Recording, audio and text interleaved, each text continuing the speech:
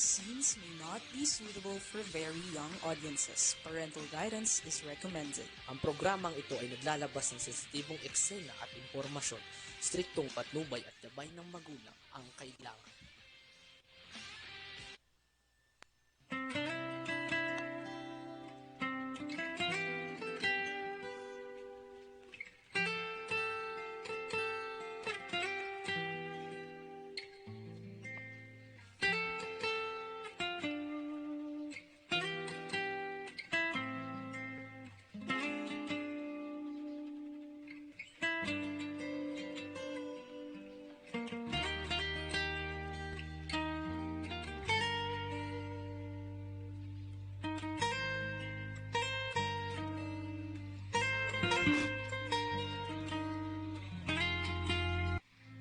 Okay, isang magandang araw po sa atin lahat mga kakampi. Ito na naman po yung likod, Penny Codemus. At siyempre, ang ating kalinga sa OFW nakapatungkol sa ating mga OFWs nangangailangan ng kalinga.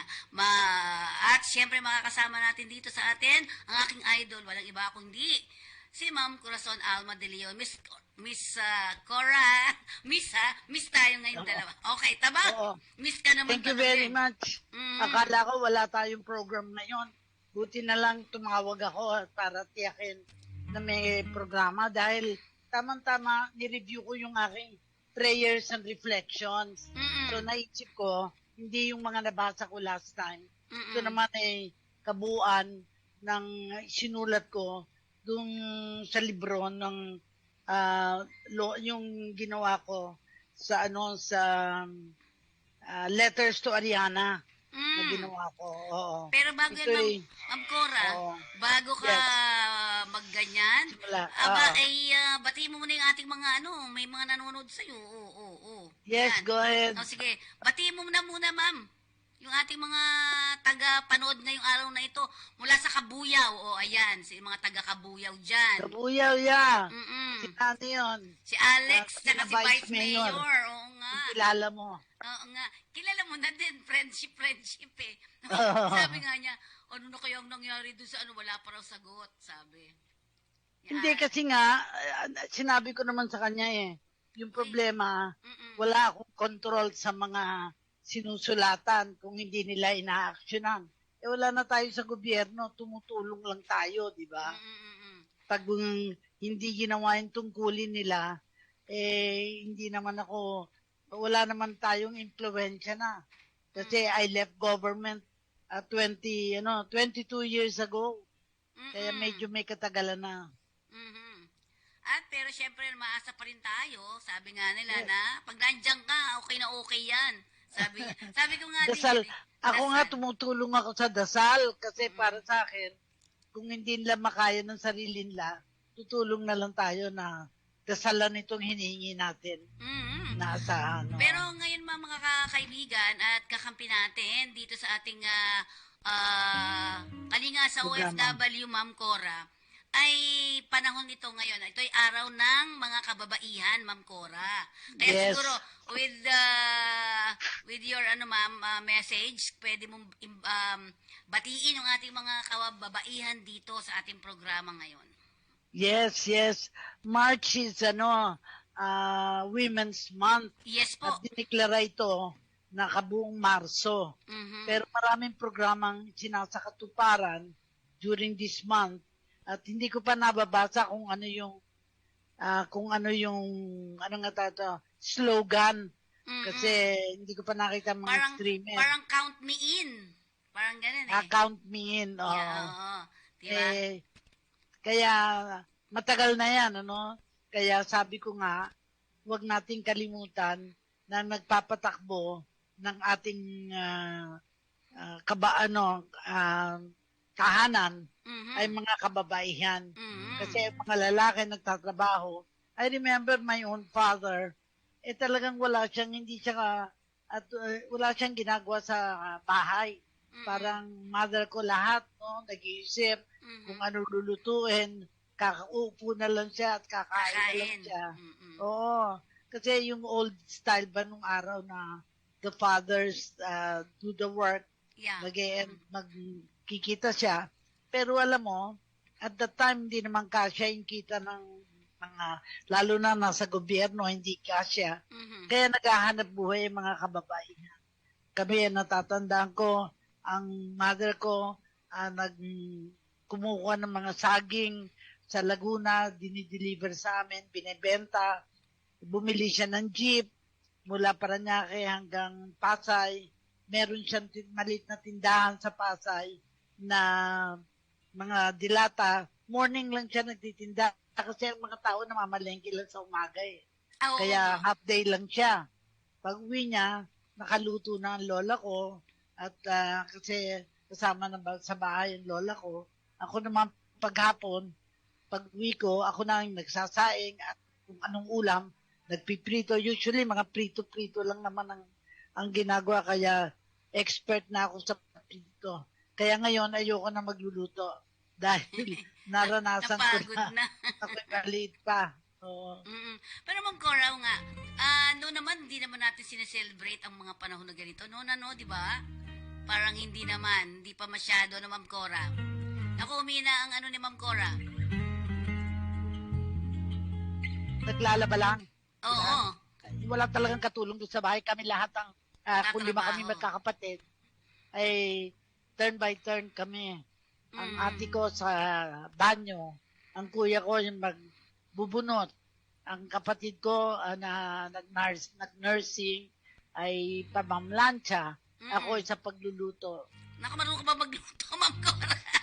Kala ko hindi ka marunong magluto. Hindi, yung luto ng araw, piprituhin mo lang. Oo, lalagyan mo ng mga sausawan lang. Sasain ka lang. Hindi mahirap ng araw. Oo. Pero Ma'am Cora, naanuhan mo ba yun na pagdating ng tatay, bibigyan ng nanay ng mga sabaw? Alam mo yung pag nagluluto ng sabaw, Yes. bibigyan ng sabaw, tapos yung tsinelas, ibibigay. Ano, di ba noon, ganun-ganun. Ano, Ma'am Cora? Naabutan mo yung ganon? Palagay ko, hindi ko na nakita sa nanay ko yun, ano? Kasi parang alam na ng tatay ko kung saan niya kukunin ng tsinelas eh. Parang hindi na kailangan bigay sa kanya kasi alam na niya. Pero kompleto kami sa kainan, sabay-sabay kumakain. Yes. At kailangan 6:00, nasa bahay ka na. Yun ang Hindi ka natatandaan ko, Ma'am Cora. Yes. Totoo yan, 6 o'clock sabi niya kasi, pag daw dumilim, sabi niya, Yes. kailangan nasa bahay na ang mga tao, ang Yes, mga bata. yes, oo. Sabay-sabay nga kumakain. Tapos, parang natatandaan ko nung kami ay parang after ng mag-dinner, kwentuhan konti, tapos magro-rosaryo kami. Yes, yes. Yun, tama ba? Kasi the family that prays together stays together. together. Sabi ni Father Peyton yan. Mm. Talagang, Tapos kapag may nagawang kasalanan ng basta nakita may ko- punishment. Oo. Parang review. Yes, tama Oo. ba? Magkasing edad tayo, Ma'am Cora. Pareho tayo. Kasi ang tatay ko minsan pag may nagawa siyang kasalanan, habang nagro-rosaryo, nakaganon, nakadipang ganon. Kasi sabi namin may kasalanan yung tatay ko. Kasi minsan parang napalo yata ako. Pero minsan, nagtatawa na kapag merong isang umutot na usually malakas ang utot, di ba? Kaya titigil ng rosaryo, tawa na. Oo. Ma'am Cora, yun nga sinasabi natin, iba ngayon. Di ba? Yes. Iba ngayon. Unang-una, hindi na talagang, if ever some families are nag-rosary, either Parang individual, hindi naman siya. and I know, ako, after the pandemic, ang sinusunod ko na lang yung mga misa sa TV, Online, di and ba? then sa YouTube, and then ako when I travel, of course, I bring my rosary, and napaka-importante na pag nagbibiyahe ka, ay nagro-rosaryo ka. Yun. Pero yun nga, isang nakita ko din noon mga panahon natin, pag 6 o'clock ang lola ko kasi, nakasama ko rin lola ko noon eh. Pag 6 o'clock, meron siya sariling dasal. Pero hindi ko maintindihan kasi yung marami may konting Kastila pa. Yes, yun yun, Yung Kastila. Oo, talagang hindi ko yung makakalimutan. Just memorize niya talaga. Wala naman siyang binabasa. Sa atin, may Yes. babasahin pa tayong ganun di ba? Sa kanila, Yes. hindi di ba? Ngayon ang sabi nitong isang natin, sana nga bumalik daw uli yung mga panahon na ganun. Di ba? Well, pwede naman kapag ang pamilya nag-decide na meron silang rules. Kasi merong ibang rules na sarado ang cellphone kapag kumakain. Hindi binubuksan.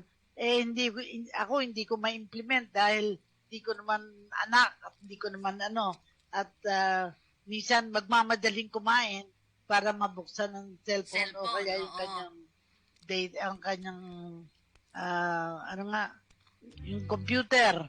Yung, Kasi may mga transaksyon, di ba? Oo. Yung mga- Hindi, tsaka may mga games na talagang sinusunod nila, sinusubaybayan nila. Iba-iba ngayon eh, di ba? O Iba-iba. kaya, yung apo ko na 8 years old lang eh, di ba? Eh, iiyak yung pag di niya hawak yung cellphone niya pag kumakain, di ba? May ganun na hindi mo na maawat. Bakit ganun kalayo ngayon? Ano? Ibang diferensya. Well, Ang laki. nung araw wala naman talagang cellphone. Actually, Ang naabutan ko lang, ako ang ulang yung cellphone sa kotse na equipment. Ang laki-laki, no? Dadalhin mo pa yon. Parang status symbol na yung sa kotse, meron kang telepono. ang laki nun. Pero alam mo, ang naging value nun, yung mga gusto mag-transact sa opisina mo, hindi kailangang antayin kang makapunta sa opisina. Yung nasa kotse, pwedeng kung anong pina-follow up sa'yo. Katulad ng pina-follow up ni Vice Mayor, ako chairman ng civil service at matanggap ko yun, karaka-raka pwede ko nang utusan kung sino man ang mag-a-action. Gagawa, di ba? Oo, kasi bakit ka mag-aantay kung karaka-raka magagawa naman? Yes. Oo. Kung walang problema. Pero kailangan pag-aralan talaga. Kaya nga, kakaiba. Kaya nga noon, mga unang mga panahon, close talaga ang mga papamilya, no, Ma'am Cora? Yes. Kasi, ngayon kasi, yun nga, laging nasa cellphone o kaya nasa laptop, di ba? Or kung hindi, nanonood na yan. Wala nang kwentuhan eh. Kami sa bahay nga ngayon, dahil nga iba na eh. Yun, pagdating ko, magluluto lang ako. Tapos kakain na, tapos manonood na kami ng TV. Walang kwento-kwentuhan. Noon, ang daming kwento, di ba? Ang daming mga kwento, tawanan. Ako nga dahil ako tagahugas ng pinggan sa gabi, Ma'am Pinggan. Cora. Oo. Ang gagawin ko, bubulahin ko yung kapatid ko na sumunod sa akin. Kukwentuhan kita ng mga kwento ng Rapunzel, etc., etc., yung mga ganon. Tapos siya maghuhugas, ako magkukwento. Ganon.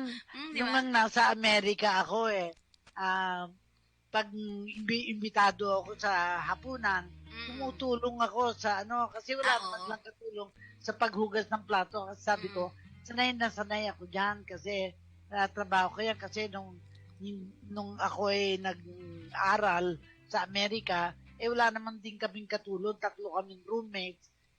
Mga roommate ko, umaasa na sa akin. Ako na nagluluto, ako pa naghuhugas. Meron nga ako napansin ngayon, siguro ako kasalanan ko rin. Kasi nung tayo, mga bata pa, Ma'am Cora, lahat ng trabaho ibibigay sa atin. Tama? Di ba? Alam. Oo, pinapaalam pala. Yung, sa isip ko, sabi ko, pinahirapan ako ng nanay ko. Nung unang bata pa ako, sabi ko, pinapahirapan ako ng nanay ko. Yeah. Yo, sabi ko, hindi ko to gagawin sa anak ko. Ngayon ang problema, ang tatamad ng mga anak ko. Yes. Parang sinabi sa akin nung husband ko, kasalanan mo yan, hindi mo tinuruan di ba? Ikaw pa may kasalanan Ako nga, ngayon yung anak ng pamangking ko, 3, isang lalaki, 2 babae, isang maliit pa naman. Sabi ko, yung babae, pero marunong na mag-drive. Kaya nga sabi ko, sasabihin ko, ay ikaw na tumulong ka sa tita Dina mo na alagaan yung lola kasi medyo matanda na, hindi kaya ni Dina dahil aalalayan pa ako kapag may mga biyahe ako, may gagawin ako. Kaya sabi ko, tumulong. Ayoko namang sabihin, sige, susweldohan kita. Kasi natututo ng gusto, pera di ba? Opo, totoo. Sa halip na volunteer work. Yun ang kailangan maituro, yung how to do volunteer work. Yes, okay. So, ayan po mga kwentong pampamilya. Pampamilya pa, pang sports pa di ba? Pero ngayon kasi hindi na ganoon, Pero actually, ang kagandahan lang na may cellphone ngayon, yan, mabilis ang access. Yes. Di ba? Accessibility. Yes, oo. Kasi kagad-kagad, paano, miski sa programa, humingi ako ng tulong sa iyo na kumuha ng resource person mamayang hapon, kagad binigay mo pangalan, telephone number, kinontak ko na yung aking program staff. At mamayang hapon, alas 5, ay magpo-programa na kasi si Lucy ay nasa Sorsogon. Sabi ko naman sa kanya, mag-enjoy ka. Kasi katulad ko na pag nagkasakit na, hindi na karaka-raka makakapunta sa lahat ng lugar. Yun, oo. At syempre, regards to Ma'am Lucy, Yeah, Lucy Lazo. Oh, Ma'am Lucy Lazo. Yan. Ma'am Cora, yun nga sinasabi natin. So, napakalaki ng role ng babae sa loob ng tahanan, di ba? Kaya't sa ngayon ay sinabi nga natin, binabati natin ang lahat ng mga kababaihan. Di ba? Maging lola, tita, yung mga ganun. Lahat po kayo binabati namin dito sa ating programang programa namin ni Ma'am Cora Kalinga sa OFWs, especially ang mga OFWs, Ma'am Cora. Yes. Gaano kahirap ang mahiwalay sa pamilya. Diba? Na-mention mo yung paghiwalay, no? Kasi nung araw, walang hiwalayan eh. When you marry for life. Kaya nga sabi nung isang doktor na kaibigan namin, Dr. Benny Sulit, pumanaw na siya, tsaka yung asawa niya si Perla, na taga Davao, sabi niya, when you marry a friend. Because friends are forever. Kasi wala naman tayong divorce. Pero yung hiwalayan, nangyayari parang very common. Kasi sasabihin ng babae, bakit? Trabaho ko pa yan? Kailangan partner tayo. Hindi nagagampanan ng lalaki ang papel niya o hindi nagagampanan ng babae. Ang nangyayari, ang answer, hiwalayan. Yun. So nga, noon hindi pwede basta-basta. Yes. Ayusin talaga yan, no? May mga namamagitan, no, Ma'am Cora? Andyan ang nanay mo, andyan ang mga magulang mo na mag-aayos dyan. Hindi pwede maghilay, kawawa naman yung mga bata. Ngayon, di na. Lalo pa ngayon, magkakaroon na tayo ng divorce, di ba? Divorce bill na tayo Malapit na yun. Kasi gumagawa tayo sa mga kultura ng iba na ang akala layo ng sagot. Pero sabi nga pansumandaling lang yon, happiness. Kasi sabi mo, nakita mo na, although kapag binubugbog naman, okay naman, minamaltrato, talaga namang dapat humiwalay kasi gusto mong mabuhay. Correct. Kaya dapat hindi, that should not be acceptable. Yun ang aking palagay. At siyempre, ang Marso talaga na ito ay kinilala bilang pagbigay-pugay sa ating mga kababaihan. And of course, nalulungkot naman din tayo kasi mayroon na naman tayong isang pumanaw na napakagaling na actress. Jacqueline Jose. Oo. No? Diba, Ma'am Cora, ito daw ay na-cardiac arrest, pero nahulog daw siya. Pero, curious nga ako, no? Kasi, ang anak niya, na si Andy, ang apelyido, ay apelyido nina Eddie Mesa. So, hindi ko alam kung ang tatay niya isa sa mga anak ni Eddie Mesa. Kasi, ang apelyido ay significant kaiba. Pero, hindi na natin tatanungin yon dahil alam natin ang hiwalayan, parang uso. Hindi uso pa nga, na-engage pa lang hiwalayan na. Hindi pa natutuloy yung kasalan. Very common na. Oo nga. Well, anyways, sabi natin, yan, Danimos, yan, nanonood sa atin. Pero ewan ko kung maiintindihan ni Danimos, kasi foreigner ito. Nanonood siya sa atin. Hello. Okay. Oo, Ma'am Cora, batiin mo nga. Si Sige. Danny, oo. Kung sino man ang nanonood sa atin. Ma'am Cora, English to English. whoever is watching this program, we definitely appreciate it because ang message namin sa Tagalog, kung may naapi, may kakampi. If you are suffering from whatever, you have a friend. Di ba merong kantang, I've got a friend. I've got a friend. Dito sa kakampi, meron kang kaibigan. Yan. Ayan, Danimos, thank you very much for watching us. Okay, so meron na tayong mga foreigner, ma'am. Okay, yes. Batiin muna natin yung iba natin. Yung mga nasa Filipino OFW sa US and Canada. Sa kanila ngayon, anong oras kaya sa kanila ngayon? Iba, 12 hours different. Kaya parang kung anong oras natin ngayon, oras nila sa umaga. Okay, tama. 12 hours before. Yan. Kasi ganun lang sa New York So, madaling araw sa kanila ngayon. Parang ganun, no? Diba? Yung mga sa Canada and UK, ayan. At syempre doon sa iba pang manonood natin, Filipinos in Poland, Miss Aida, ano ba yung tawag dito? Aida, yan si Miss Aida. Yan. Palizok. Okay, at at syempre yung mga kaibigan natin, Alex Napire, is also watching. Ano pa ba? Teka. Yes. Esther Nuni Babaw Balgumera, Elena Peliesco, Tess Escueta, and sabi ni Dani, sabi niya, salamat po. Tagalog naman siya. Thank you very much, Mr. Danny. Salamat po.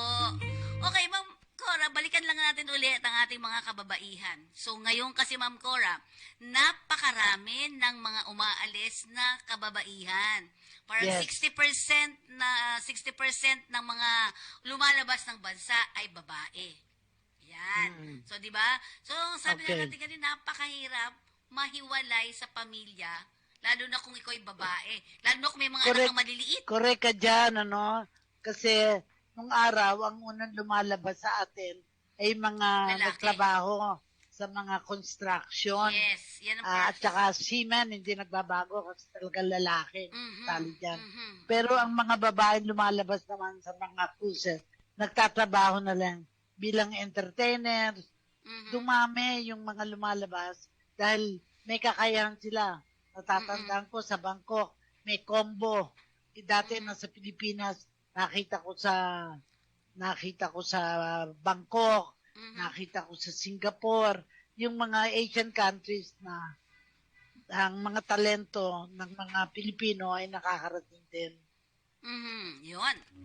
So, sa lahat ng mga OFW na doon ng mga kababaihan, binabati po namin kayo dito sa ating programa ng isang pagsaludo sa inyo dahil sa inyong mga ginampanan bilang isang OFW at isang asawa o ina ng mga iniwan nyo dito sa Pilipinas habang kayo ay nagtatrabaho dyan. No, Ma'am Cora?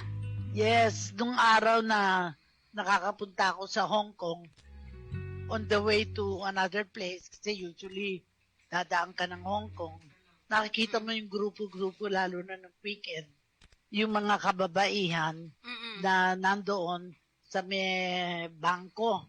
Kasi sarado ang bangko, nag-uupuan sila doon.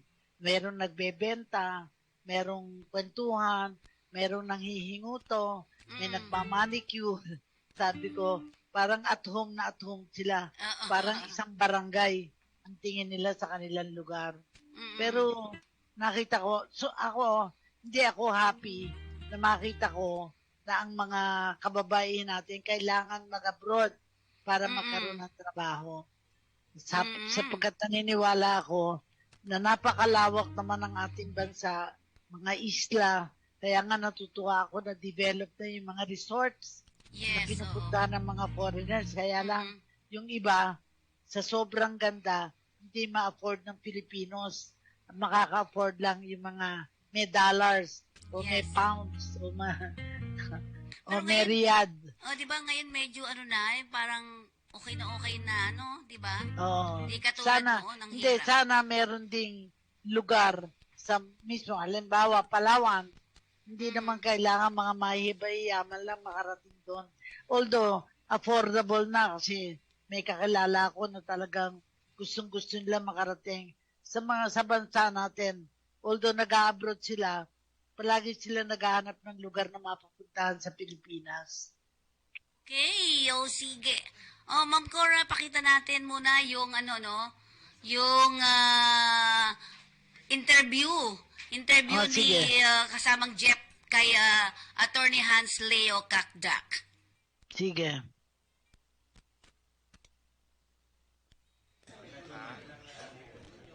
Patuloy po kayong manalig sa pamahalan ninyo.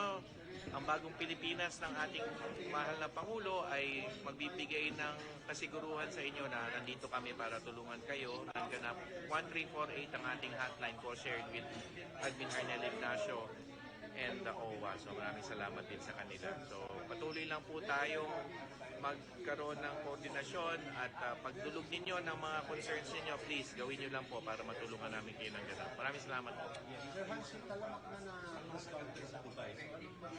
Ginagawa na ho natin ng paraan nyo. Nakikipag-usap tayo. Galing ako ng Dubai at nakikipag-usap na tayo sa UAE government para mahabol yung ganitong klaseng mga practices.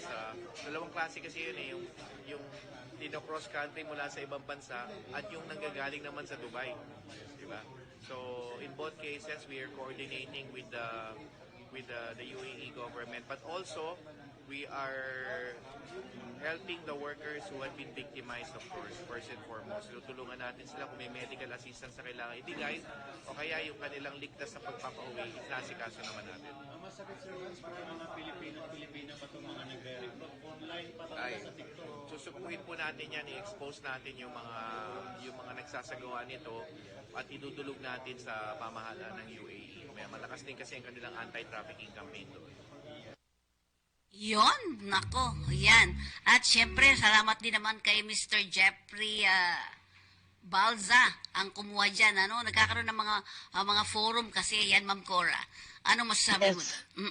Kasi talagang kailangan public information. Opo. Kasi yung isang naging caregiver ko, naloko daw siya ng kanilang, 4 daw silang naloko ng kanilang kasamahan. Akala makakapunta na sa Dubai. Nagbayad ng 60,000.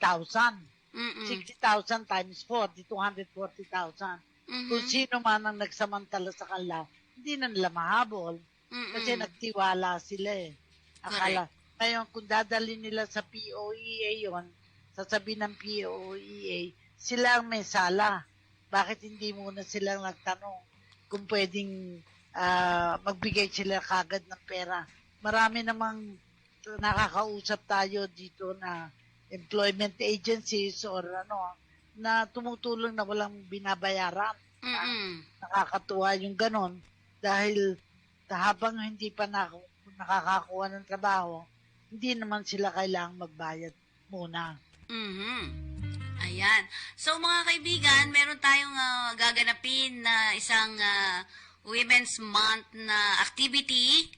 Sa March 15 po ito, nagaganapin sa may Ayala Mall at isa dyan ang kakampi na nag-asikaso po dito. So, meron tayong 80 na mga kababaihan na bibigyan natin ng stress management, Ma'am Cora. So, kailangan ng mga kababaihan yan, ano? Kasi alam niyo naman ang mga babae, bukod pa sa pamilya, trabaho sa loob ng bahay, trabaho sa labas ng bahay, lahat nasa kanya. Ano sabi mo doon, Ma'am Cora? Yes. Multifunction eh. Parang hindi pwedeng masabi na in fact, sasabihin nga ang mga babae hindi na maasikasong ayusin ang kanilang katawan. Yes. Ayusin ang Kaya, pero nung araw hindi naman nagtatrabaho talaga yung mga kababaihan. Kasya yung trabaho ng lalaki. Pambahay na. Nangyari sa kapatid ko yan na nurse. Namatayan siya ng anak. Sabi ng kanyang asawa, doktor naman, huwag ka na magtrabaho at sasagutin ko na ang pangangailangan ng mga anak natin para huwag nang magkakasakit. At talaga namang hindi na nagtrabaho. She's a nurse at ang nangyari lang siya, inasikaso lang niya ang 3 niyang anak at ngayon naman ay lahat naman ay successful. Kaya minsan, yung mga desisyon ganon, iisipin mo, sayang siya, nag-nurse pa naman siya, mas kailangan yung palalagaan at tiyakin na magkaroon ng magandang future ang mga anak. At syempre, kakampi, lagi talaga natin pinapaalala sa inyo, bigyan natin ng paggalang din ang ating mga kababaihan, di ba? Pero hindi ko naman sinabing igalang muna para kung yung talagang ipakilala natin sa kanila na sila ay kailangan ng tao at importanteng tao dito sa atin. Ganun din naman ng mga lalaki, di ba? Dahil sa susunod dito, Mother's Day, tapos susunod, Father's Day na Ma'am Cora. Pero yung sinasabi natin, ang gagawin natin na forum dyan ay stress management. Kasi alam natin na dapat ang mga kababaihan bigyan din ng, kilalanin din nila, ano ba ang sakit ng ulo mo? Ano yung mga nakakapagpa-stress sa'yo? Yun ang tatalakayin natin dito sa forum na magaganap sa March 15. Ayan. So, buti nga ngayon may mga ganito na, Ma'am Cora ba? May mga may mga stress management ba na ginagawa noon? Ng mga kababaihan? Hindi, nangyayari, mga kaibigan. Kaya hindi ka pwedeng walang kaibigan. Yung mapagsasabihan mo. Ang mga ahensya naman, nagde-develop ng programa para mapupuntahan sila at makakakonsulta. Hindi naman lahat malulutas. Ang kaibigan o ng ahensya. Ang pamilya ang unang-unang safeguard. Na kailangan alam ng pamilya kung ano nararamdaman ng kanilang kapamilya. Yun. So, Ma'am Cora, may mga ano ka ba? Kasi nakikinig din sila. Ano ba mga poem na hinanda mo ngayon? Okay. Ayan. Kala mo May hinanda ako na. dito. Siguro, nakalagay dito from 111 to 126. So, mga 15 pages. Maiksi lang. Babasahin ko dire-diretso. Sige po. Tapos saka natin. Okay? Pag-usapan. Ang una, Lord, help me move my mountains. Lord, if faith can move mountains, give me that faith. Help me move my mountains, mountains of self-love, mountains of insecurity, mountain of arrogance, mountain of uncaring. Make these mountains disappear, Lord. Not tomorrow, but today, for these mountains have been bothering me since yesterday. Tapos naman yung ikalawa, silence me, Lord. Stop me, Lord, from the endless chatter. Stop me, Lord, of doing things for the wrong reasons. Stop me, Lord, of the need to be who I am not. Stop me, Lord, from adding to the useless noise of the world.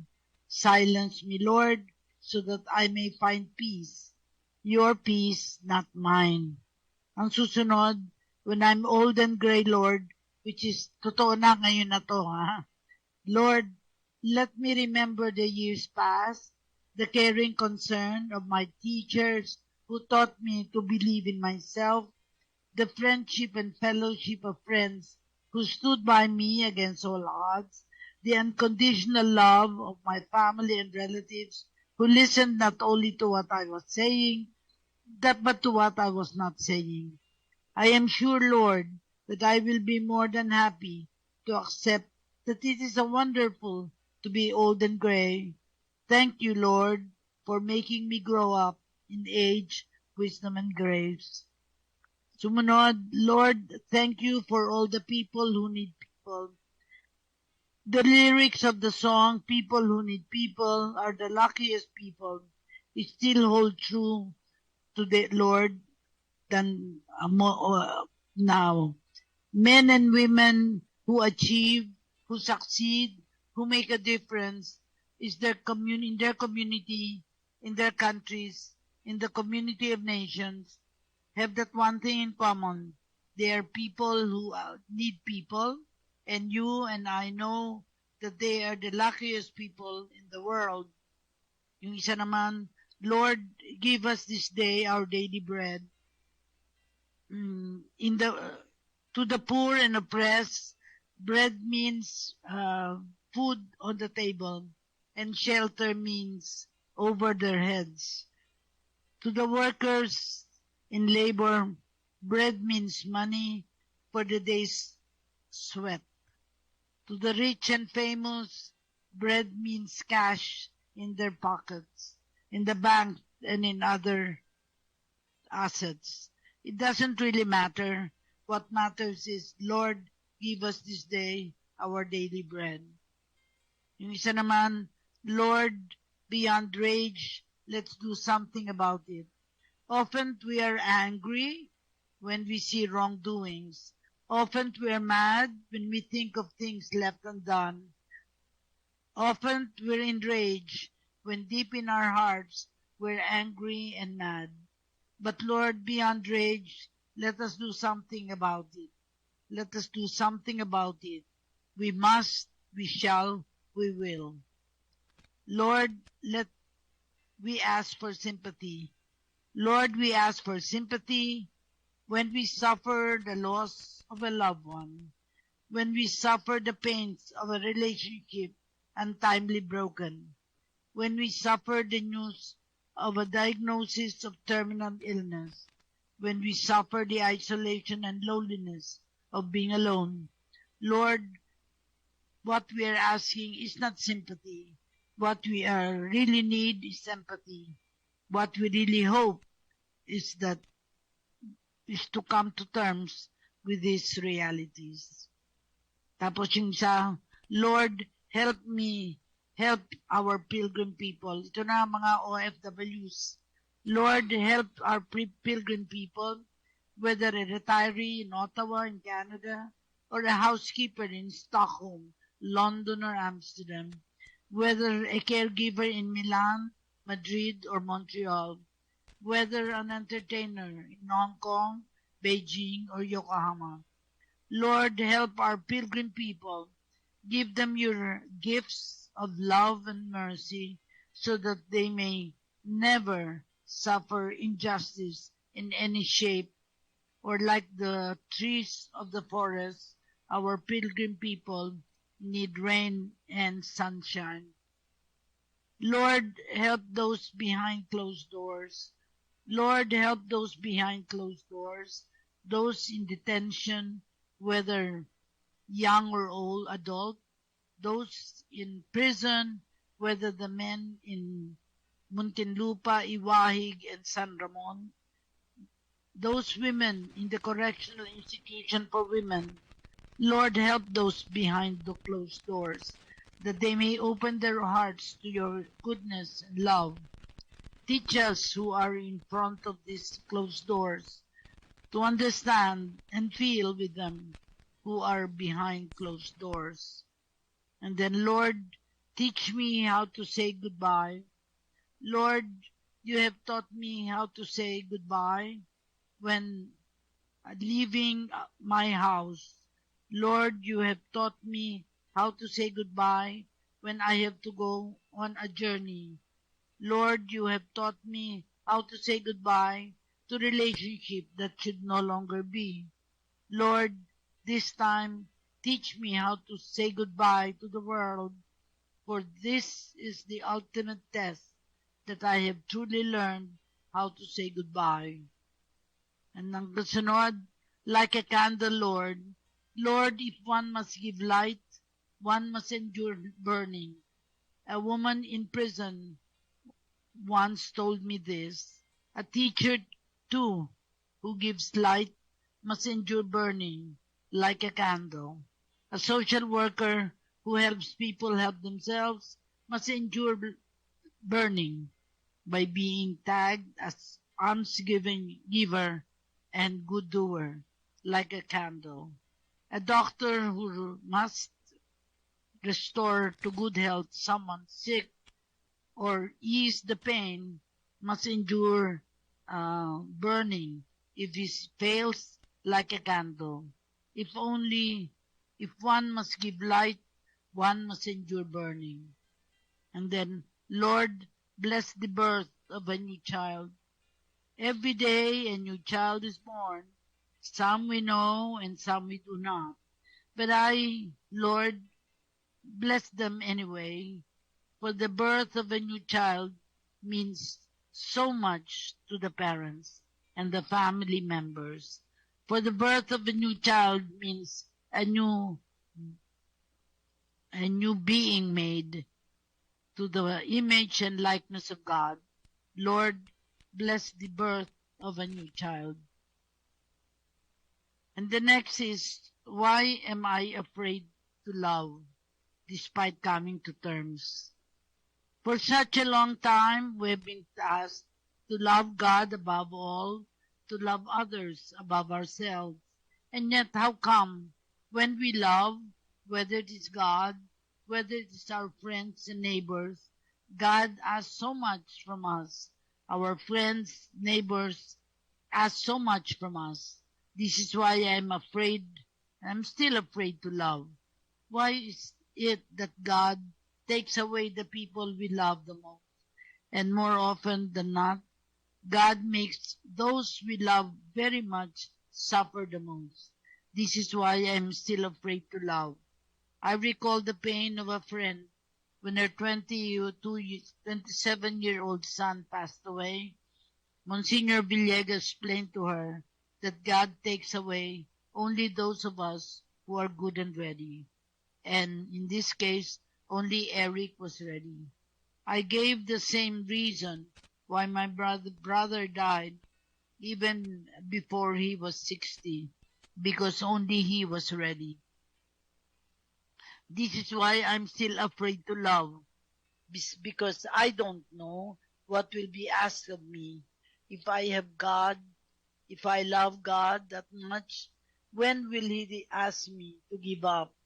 If I love someone that deeply, what will that someone ask me to give up? This is why I'm still afraid to love. This is why I'm still afraid to love. This is why, this is why. These thoughts were made more real uh, while in Sweden and Canada. May mga nagsulat tungkol din sa libro na ito at si Carna Bella na maalam na, sabi niya, this book is very welcome addition to Filipino literature for those who are reflective and for those who are not soul hungry. You know the success of the series Chicken Soup for the Soul. There's chicken soup for almost anybody now. But the successes of all this inspirational, non-heavy literature make us realize two things. First, that people are truly hungry for food, for the heart and soul. Second, the best kind is still the one that is home cooked with love. These are food or thoughts and reflections that come from personal life experiences. Yung chicken soup, puro chicken lang yon. Pero ito, galing sa puso at kaluluwa ni Cora, which are distilled from both the triumphs and disasters, and Cora's life as both. Good mix of them. It is also very welcome because of the Filipino author, feel good, but at the same time, provocative book. Cora is a pioneer, as usual, even in her book. To all of you, read the book. It will brighten your day. It's good to keep in the car and to read while you are stuck in traffic.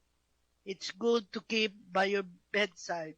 It will get you to look at your own mirror of your own life and as what resonates between the letters of Ariana and yourself. This was written by Carn Abella, who has since passed away, president of Ramon Magsaysay Award Foundation. Yung isa pang namaalam na ay si Lady Carino. Ang sabi niya, this book is a welcome addition to book of guidance, love, and inspiration, of which the Philippines has so few. Let me zero in the versatility. It is versatile like the author herself, who combines in her person what her name already does, heart, soul, lion. This book bears the soft spot of the chair of the Civil Service Commission and the tough heart of great aunt. She reveals herself as a person who has probably cuddles Ariana a lot, but who probably also is sparing of discipline. It is versatile because it can be read and enjoyed by a child as well as an adult. It is sweetness and light, but also shadows and sorrows. I can talk of Jollibee in the same way, breathe a second space of water in the same ease as wisdom. It can speak of Tylenol and Mandela without trivializing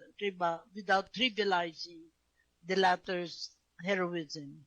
Ang isa pang nagsulat ay sumalangit na si Rina Jimenez David. Ang sabi niya, Letters to Ariana is a slim, small volume of appearance much like the children's books that I'm sure 5-year-old Ariana Mercado, daughter of Gary and Cora's niece, Melissa, but in a great variety of home. But within the 67 pages, Letters to Ariana contains a lifetime of the thoughts and reflections, insights and emotions biblical passages and simple prayers.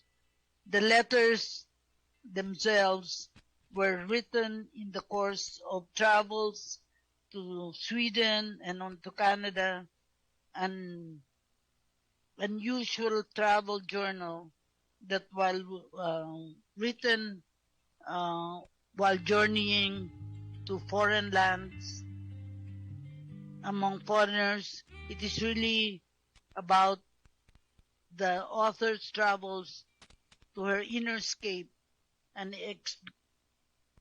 explication, her personal principles and values transmitted to a young girl who shares a part of her personal luxury. Okay, Ma'am Cora. Yes, Yung tapos iba na. siguro, may huli pa? Meron pa? Wala na, Okay. tapos na. Okay. So, Ma'am Cora, maganda yun, ha? Maganda yung mga ginawa na yan. Siguro, i-ano natin yan. Nakalibro na yan, di ba? Oo. Ginawa to ng 1996 Mhm. at hindi na kami nag-republish but naghihintay ako ma-publish yung isang libro hopefully sa birthday ko sa August 6 kung mayari. Hindi pa.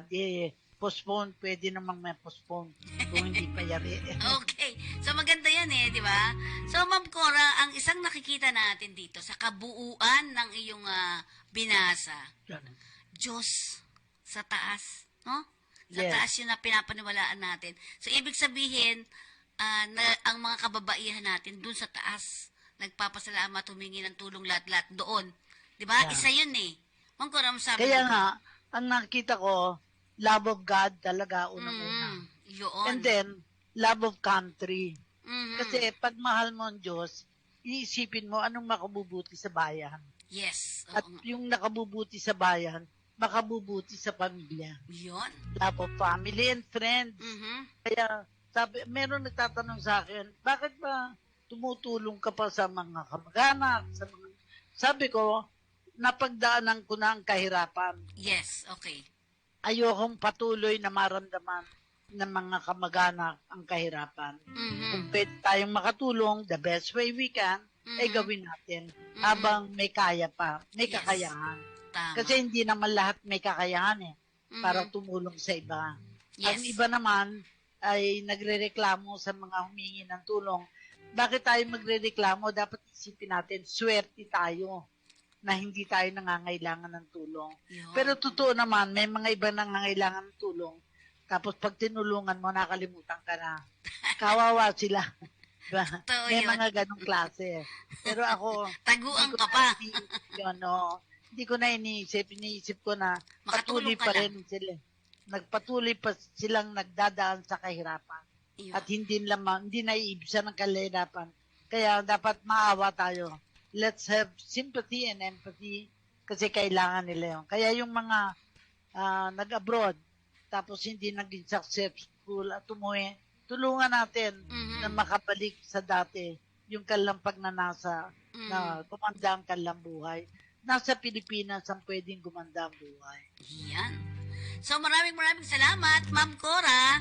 Yes. Siguro paalam na tayo.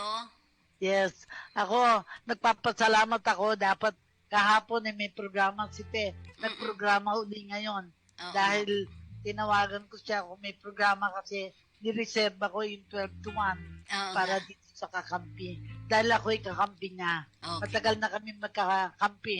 At sana ay lumago pa maigi ang kakampi all over the world. Ma'am Kaya Cora, maraming salamat. partner na natin ang Commission on Senior Citizen.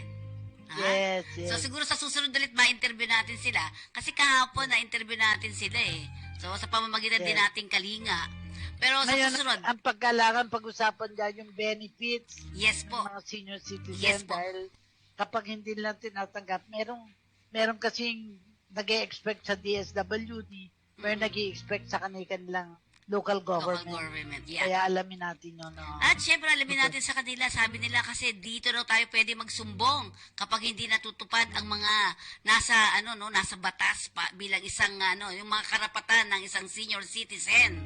Pag daw hindi binigay, pwede magsumbong sa atin. At sa kanila natin ibibigay, di ba? Ang Well, ganda.